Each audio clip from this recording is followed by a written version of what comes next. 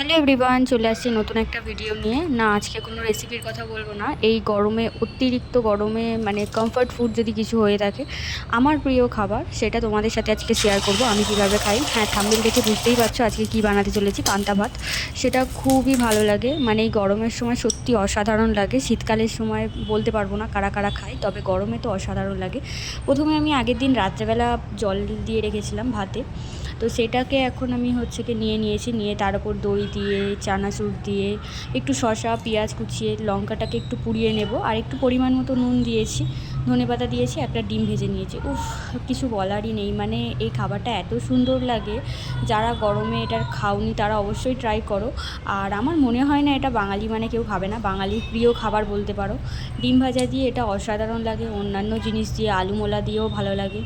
আমি এই লঙ্কা ভেজে নিয়েছি, পেঁয়াজ দিয়ে ডিম ভাজা দিয়ে এটা খাবো বলে। গরমটা অতিরিক্ত পড়েছে, তাই এই খাবারটা সত্যি মানে অসাধারণ লাগে।